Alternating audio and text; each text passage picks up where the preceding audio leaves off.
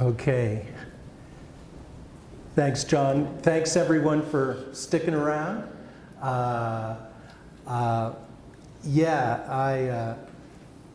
me just, so this Blumberg chair at the Library of Congress is an incredible honor and privilege. It's an annual chair, so I was there in 2019, and it's funded by NASA, and I successfully sold them on a project on the origins of Gaia theory.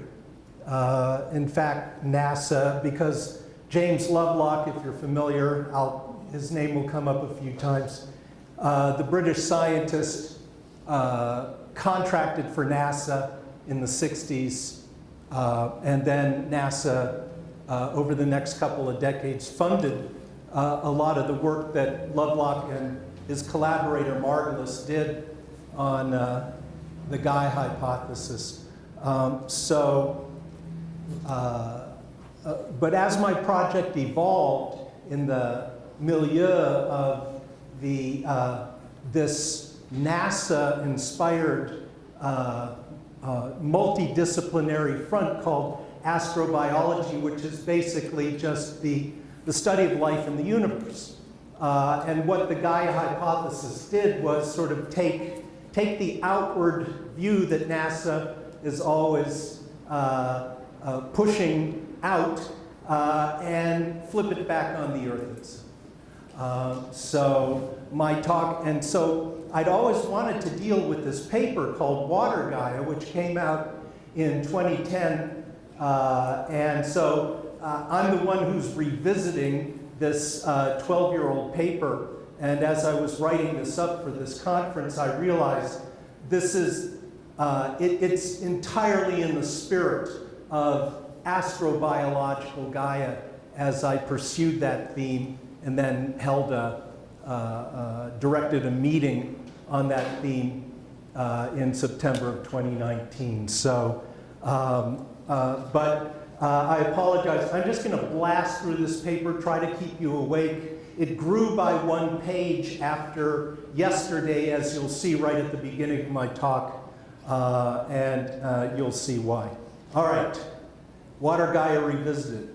So, inside the Agricultural History Museum in Lubbock, Texas, now called the FiberMax Center for Discovery, one encounters a central room full of shiny interactive displays, a series of panels depicting scenes from the extraction, conveyance, and conservation of water from the earliest recorded times to the present day. And one panel in particular presents the following statement. And the whole statement's interesting, but we'll just focus on the first two sentences. Earth's water is never really lost, it merely changes location, form, or quality, unquote. Now, in a time and place of dwindling water resources, this assertion offers a kind of ultimate reassurance regarding the availability of this precious resource, if not where one currently happens to be, at least somewhere on the planet. However, one must ask, is this statement actually correct? My talk today will offer some considerations that challenge the absolute veracity of this claim. Nevertheless, certainly sounds good. Earth's water is never really lost. It merely changes location, form, or quality. This statement comes across with the confident ring of scientific fact, but I would suggest that it shoplifts an aura of veracity by mapping itself onto the first law of thermodynamics, also known as the law of the conservation of energy. And as you may recall, this physical axiom states that energy is never really lost. That is, energy cannot be created or destroyed, only converted from one form of energy to another. But of course, water is not energy. Water is matter, as we learned a very weird fascinating form of matter from Professor Roy's talk earlier today. So the question regarding water's absolute conservation is another issue altogether, one that's more properly submitted to the laws of chemistry, however weird that chemistry is in fact, and submitted also, as I will suggest here, with regard to how these matters sit on planet Earth, to the contingencies of biology. Now, with regard to biology, one must also insist that just as water is not to be surreptitiously equated with energy, so too, literally speaking, water is not life. We can certainly honor the depths of wisdom embedded in the venerable saying, water is life, while also recognizing that this is a poetic or perhaps mythic, but not a literal statement. Water is an utterly captivating mode of matter, but it's not itself a living substance. What water is, then, in a secular view, is the indispensable material condition and chemical medium for a planetary environment in which our kind of life is possible. As it flows over, under, sideways, and down the surfaces of planet Earth, water wends its way through rocks and soils and trees and living things along innumerable paths. Species, kinds, peoples flock where watersheds lead and languish if the water dries up. We're gathered at this meeting out of just concern for the sustainability of the Oglala Aquifer. I'll speak briefly today about the contested, but for me, intuitively persuasive idea that our planet altogether is an aquifer, is also an aquifer. In fact, the ultimate aquifer for our world. Indeed, as NASA has ironically affirmed, Earth is our only oasis in space. However, just like the Oglala, our planetary aquifer is not at all a forever thing, unlike the Fibermax Declaration. Rather, the better part of the water ever held on Earth is still sequestered here on this planet thanks to life's active role in keeping the planet fit for life. In other words, water can indeed be lost, but here on Earth, it enjoys its current abundance because it has been actively retained rather than lost, thanks to the presence and agency of life over geological time. Now, Gaia theorists Stephen Harding and Lynn Margulis put forward this claim in their article, Water Gaia. I love this title. 3.5 thousand million years of wetness on planet Earth. And they write, we suggest that without life's involvement in complex geological, atmospheric, and metabolic processes, Earth would long ago have lost its water, becoming a dry and barren world much like Mars and Venus. According to these authors, since it's attaining its Gaian form, life in the aggregate has actively participated with geological processes to retain Earth's aqueous endowment, to maintain the surfaces of this planet continuously wet or moist, and precisely as such, continuously fit for life. Our water is still here, this thesis runs, because Gaia, as defined in the scientific work of James Lovelock and Lynn Margulis as the planetary system that, in the final instance, comprehends and coordinates the operational couplings of biological and geological systems, Gaia has kept it here. Now, like the physical circulation of hydrological cycles themselves, the logic of the Water Gaia thesis is circular. Nonetheless, its recursive formulation conveys the geobiological recursions that constitute Gaia's basic operations. For instance, like this: liquid water makes life possible, so life works out ways to retain the water within the Gaian system, keeping oceans of this priceless molecule available over geological time for its own purposes, life's own purposes of self-maintenance and differential regeneration or evolution.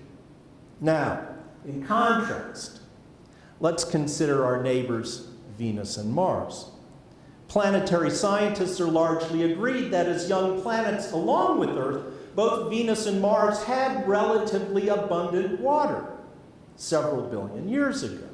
It likely came, and we saw this in the clip that Professor Roy showed us, it came to all three planets from the so-called heavy bombardment by water-bearing asteroids that punctuated the final accretion of the rocky planets out of the solar disk some 4 billion years ago. While Mercury has probably always been too close to the Sun for life to gain hold, Venus, Earth, and Mars seem to have had comparable endowments of pre-life chemistry and opportunities for vital origins. Moreover, the young Sun was fainter than now, perhaps 30% less luminous as a young star. For most of its tenure, then, Venus has been within the margins of our solar system's habitable zone, as it's called, and for life to once have emerged there seems modestly plausible. To remain friendly to life, however, Venus would have needed active cooling. It could possibly have achieved and sustained such a temperate state by establishing a high albedo or index of reflectivity, sending solar energy back into space before it reaches the surface, while minimizing the greenhouse gases that hold heat in. And at the other end of the habitable zone, to incubate nascent life, Mars would have needed active heating. For this, the red planet could have done the opposite of Venus, that is, work up a strong greenhouse atmosphere to retain surface heat and hold its albedo low so that it converted as much of its sunlight as possible into planetary warming. So plausible scenarios can be built for the origin and development of life on both Venus and Mars. However, if life got going on either of these worlds, now seems to be gone. Moreover, and at the same time, both of our neighboring planets are now desiccated in the extreme.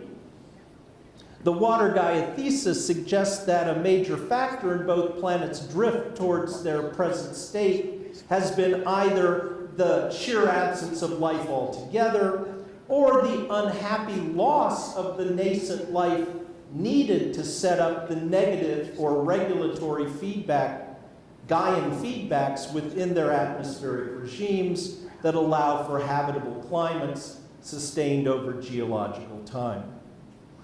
Now, for the cosmic evolution of Venus, a likely scenario is that an intense atmospheric greenhouse emerged that fell into a positive feedback regime of runaway heating. And over hundreds of millions of years, Venus's water simply cooked itself away like a stew left too long on the burner, boiling with enough force to expel the bulk of its water out of that planetary system. The significantly smaller planet Mars had different problems. Its lower gravity was less able to counteract hydrogen's loss to space produced by photodissociation of water molecules in the upper atmosphere. And as the hydrogen faded away in the scenario, the leftover oxygen oxidized elsewhere, as we can see in the rusty red that shows through its nearly cloudless skies. In either case, life was either never present to be a factor, or was itself a victim of abiotic cosmological constraints, dying out before any potential Gaian system could coalesce to keep the water in place. So life is precious, for one, because it is, I think we should conclude at this point, astronomically rare, a cosmic diamond in the infinite rough, and for another reason, because its very survival and subsequent proliferation depend on a fortuitously rapid burst of initial growth yielding conducive planetary modifications. A standard explanation for the rarity or absence of robustly evolved life, such as us, elsewhere in the universe, is what astrobiologists Aditya Chopra and Charles H. Lineweaver termed the emergence bottleneck.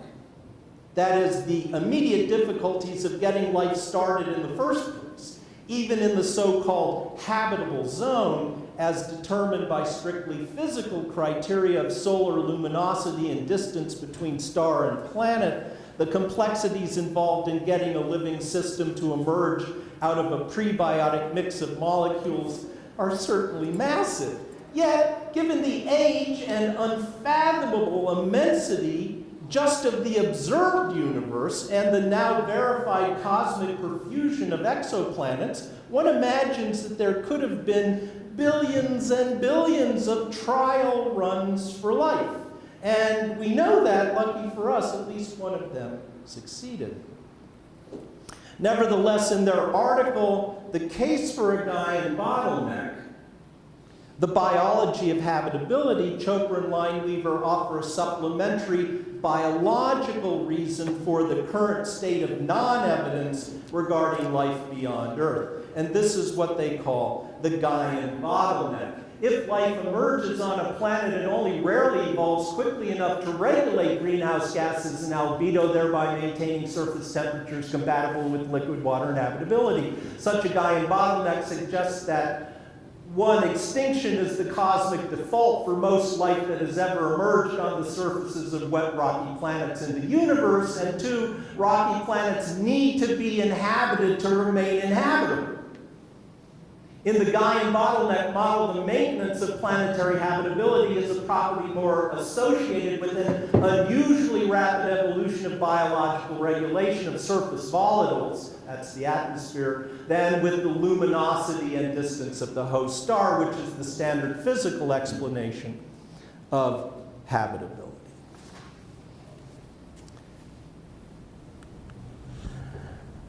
As applied to Venus and Mars, a Gaian bottleneck would imply that even granting life managed to emerge there, it failed to take control of either planet and so died in the cradle.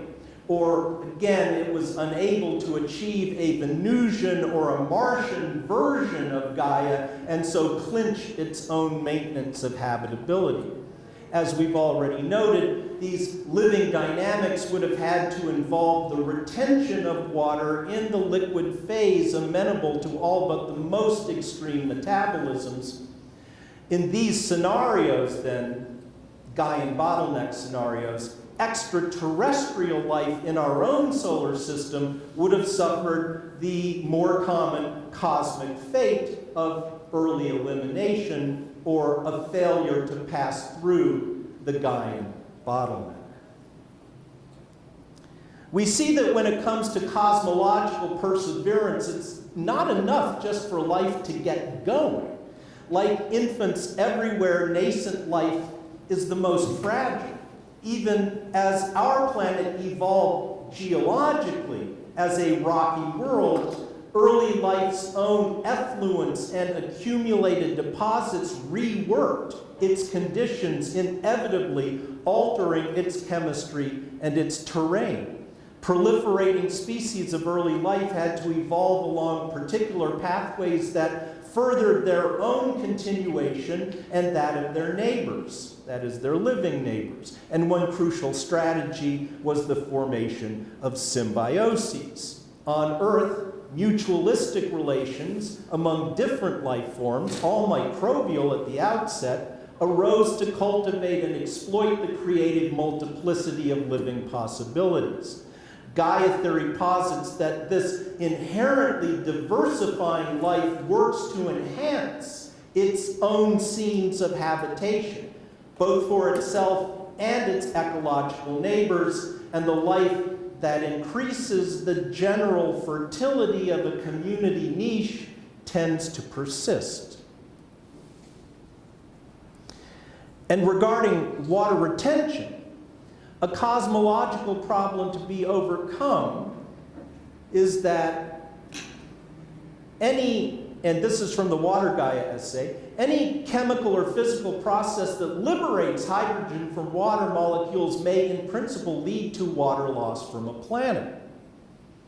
Here on Earth, for instance, some 2.5 billion years ago, photosynthesis evolved in cyanobacteria.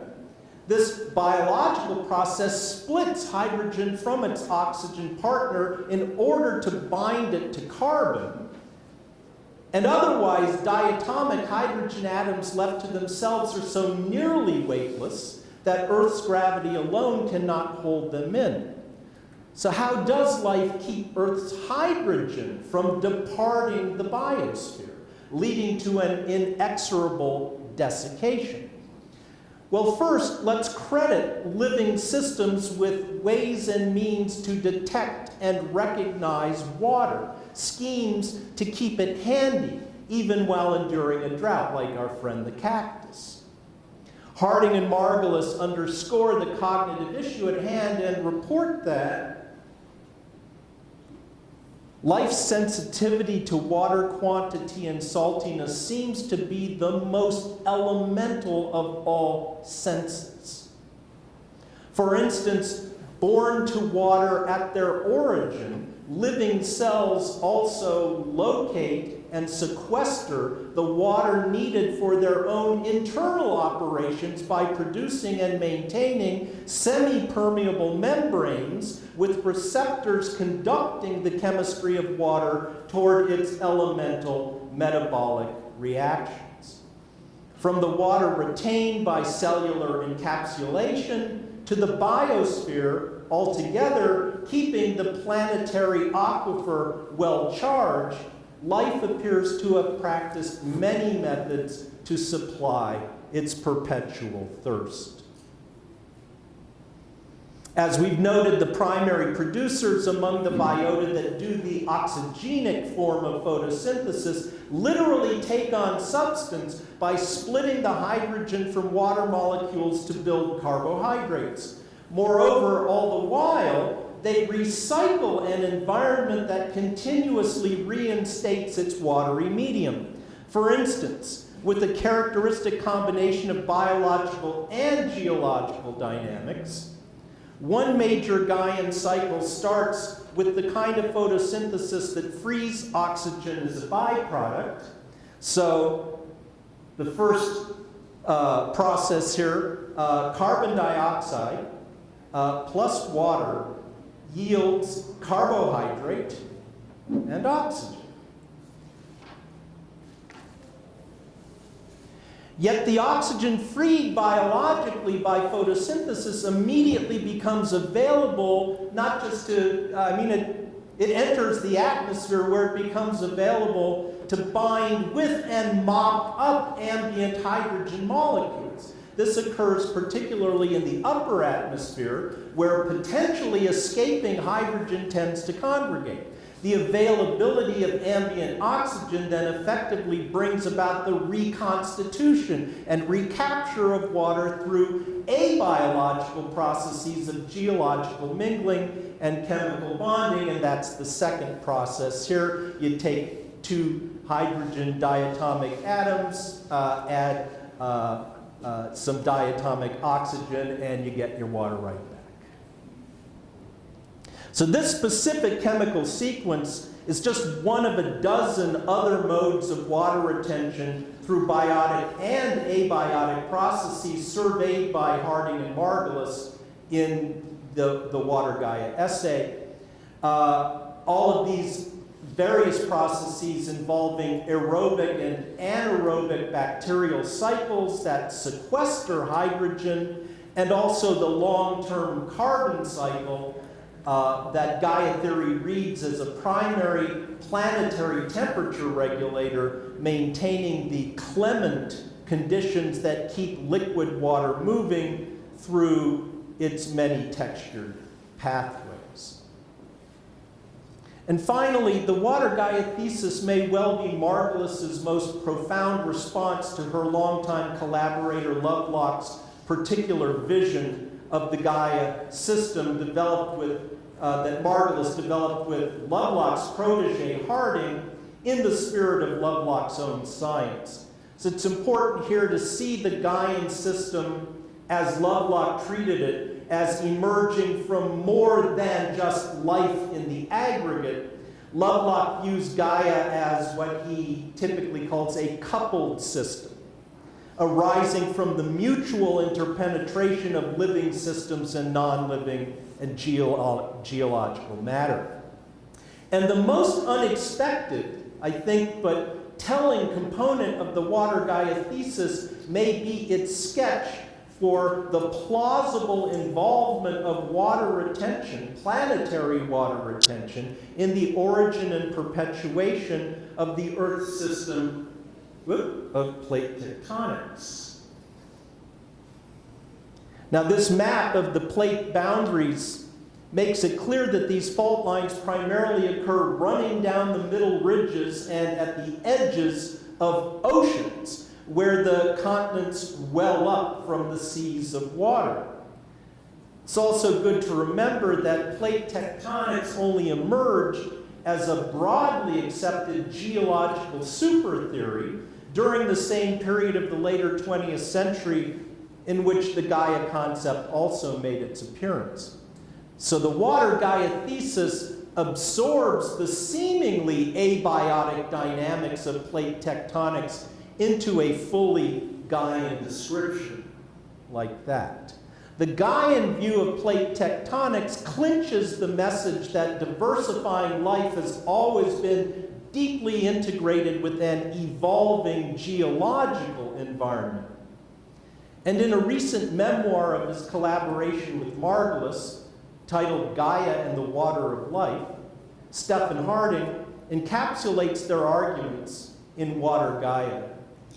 Most profoundly, he writes, we concluded that without life's water-retaining abilities, there would be no plate tectonics. In essence, water must be present to soften seafloor basalt as it plunges downwards at plate margins to melt and be recycled in Earth's depths. Without plate tectonics, there would be no granite, and hence no continents, and no return of carbon dioxide to the atmosphere, and thus no regulation of planetary temperature favorable to the persistence of liquid water, and hence of life itself. These massive planetary cycles exist only because the biosphere persistently bonds fleeing hydrogen molecules to those of oxygen, replenishing Earth's deep wells of water. What water Gaia means for our scientific understanding is that for the planet as a whole, life itself holds on to the water it needs to live and flourish. The Gaian mechanism here is precisely the manifest and continuously replenished presence of oceans of water moving between the biosphere and the geosphere. Because the loss of water or its components from Earth to space is almost entirely, not quite, but almost entirely prevented, according to this thesis, in all the various ways that their Water Gaia essay details, planetary water retention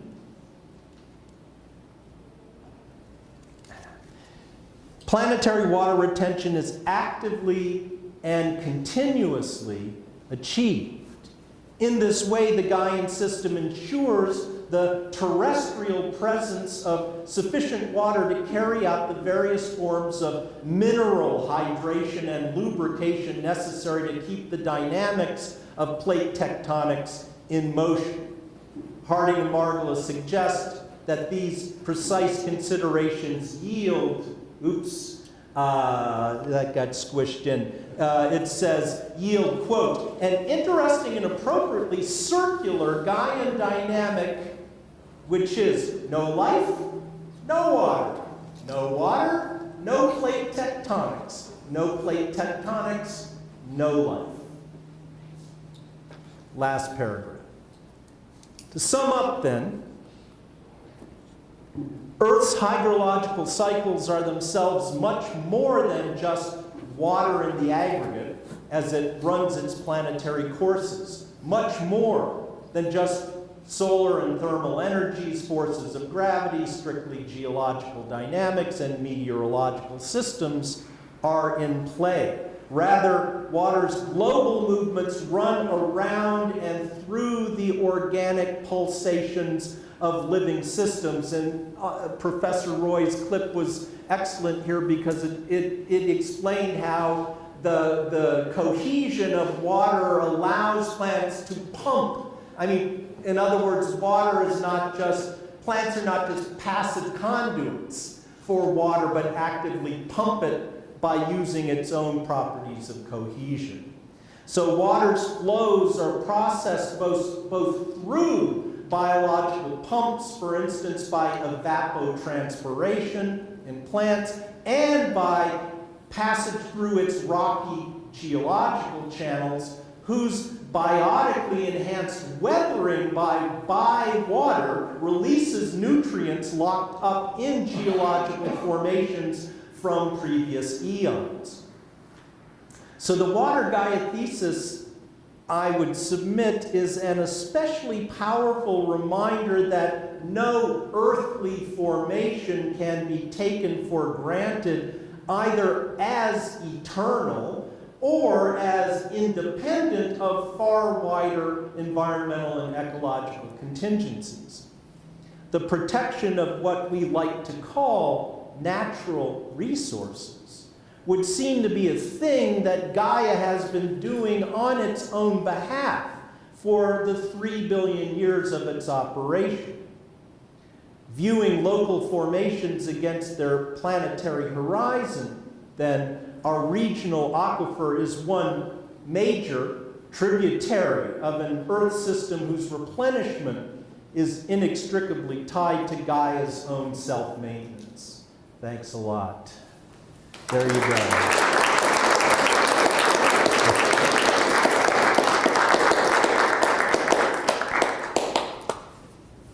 And we all need a beer desperately at this point. But I'm happy to take any questions you might have. Or, yeah. Yes? How long does a planet have? What's the time limit? Right. Well, on this planet, about 500 million years. Well, we only have one example, so it's hard to say. What do you think? Again, I mean, I don't see why there couldn't be a billion Gaias out there if the bottleneck considerations were negotiated. But at the same time, we don't.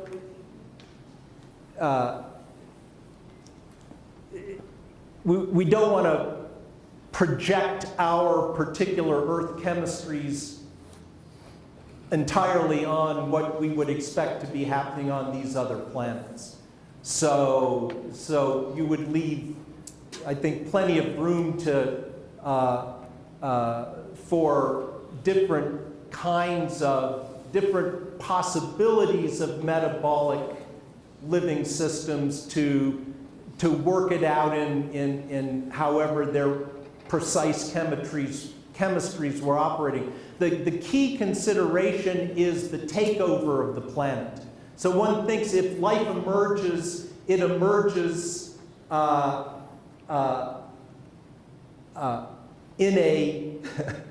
a pond, shall we say.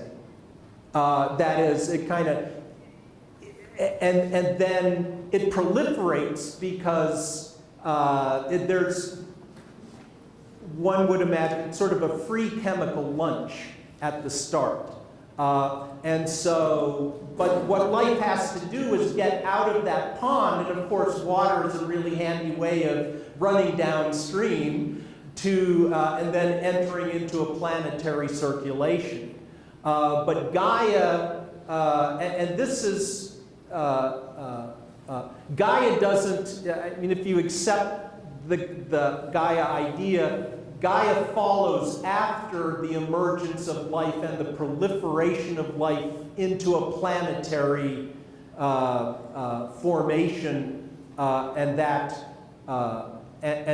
the point at which this emergent super systematics of Gaia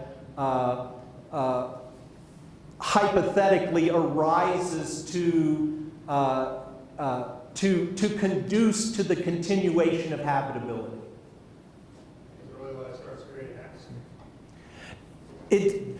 That's right. It starts altering the atmosphere. So we think that life began in a methane-saturated atmosphere, but early life was anaerobic.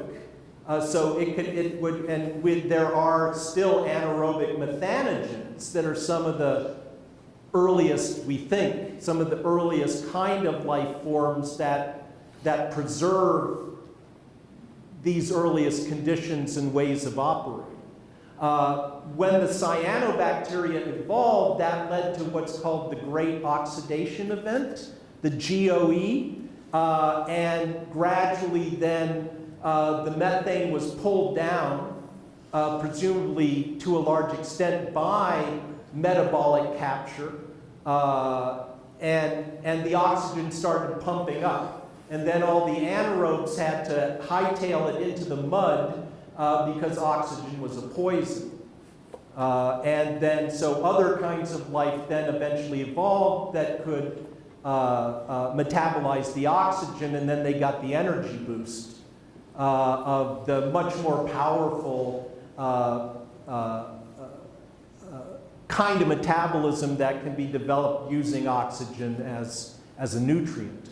But that's already in the chronologies that you see that I cited was about 2.5 billion years ago, and we think life emerged about, if the planet coalesced about 4.5 billion years ago, that's a stand, and life emerged about 3.8, okay? So it took maybe most of a billion years for life to get going. But once it gets going, then the question becomes, can it keep going? And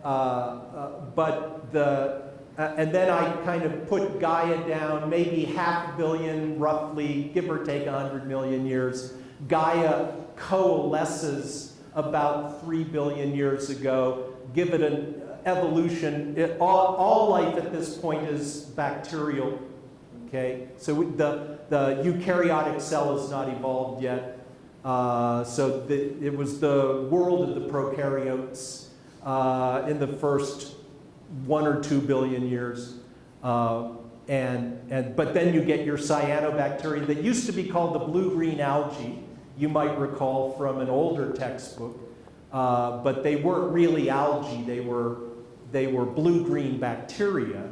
But those were and then they proliferated, and the atmosphere began to more precipitously shift to the atmosphere that we evolved in, and the lines of eukaryotic evolution leading to fungi and plants and animals as aerobic forms of organisms. Yeah. This is very exciting. Some lines of evidence regarding this are on their way back to Earth right now from an asteroid mission.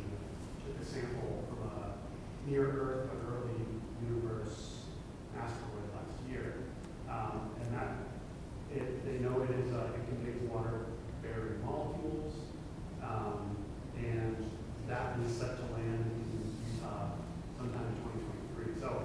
A lot of this is very clear inference around the existing data and observations, but soon we're going to have a perfect sample back on Earth that's going to be studied further. Well, that'll be exciting when they unpack that sample set. Yeah.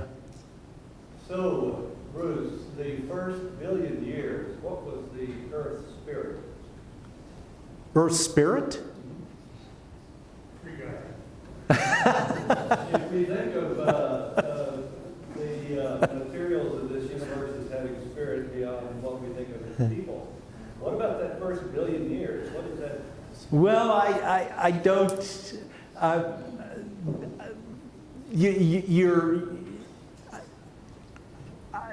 These are I don't know, man. I'm a materialist, at least at that level. No, I mean that's beyond my pay grade altogether. Those are the unfathomable mysteries. I don't have an answer for you.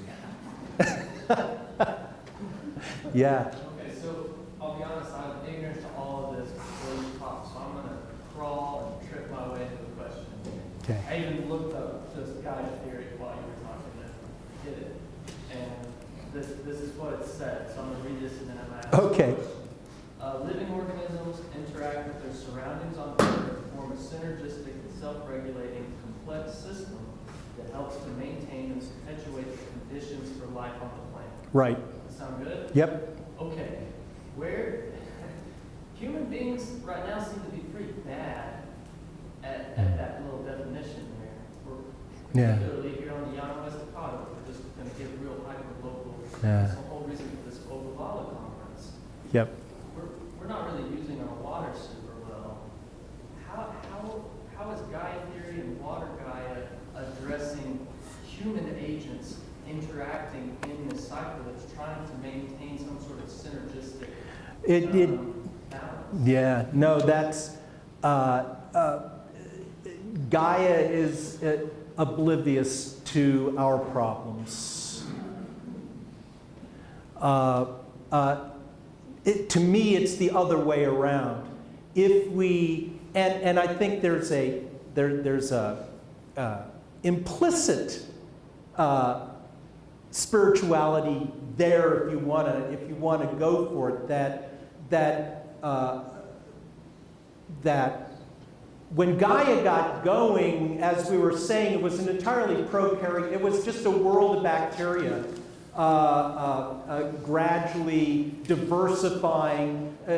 You may be aware bacteria are especially good at evolving because they have lateral gene transfer that is like a massive planetary genetic lottery, because bacteria can just kind of swap genes back and forth and then see what change then falls into a favorable niche or is it able to take care to pick up on a resource and so kind of stabilize that form. But the point is, to me, Gaia doesn't give us a blueprint. In other words, is not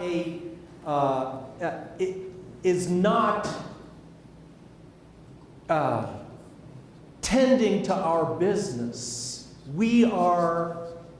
We've only been here 200. Wherever you want to posit the origin of humanity in its evolutionary emergence from prior life forms, we entered into a planet that had already worked out its habitability regimes for going on 3 billion years, and we're newcomers. The way Margolists like to put this is that we're a pioneer species in terms of ecological.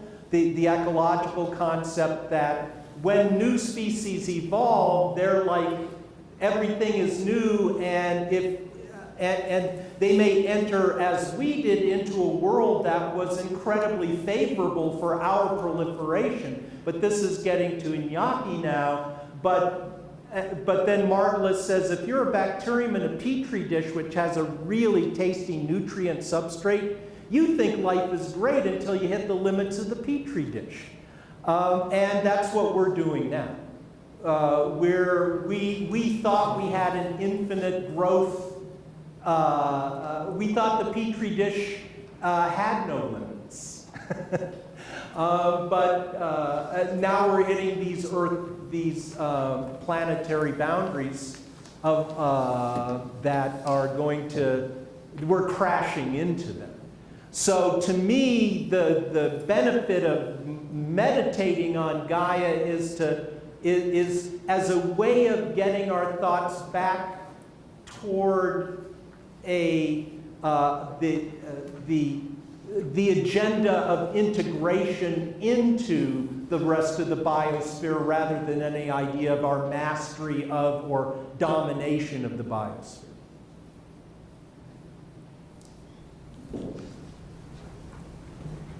Thanks for that. Well, thank you so much. Thank you. Appreciate it.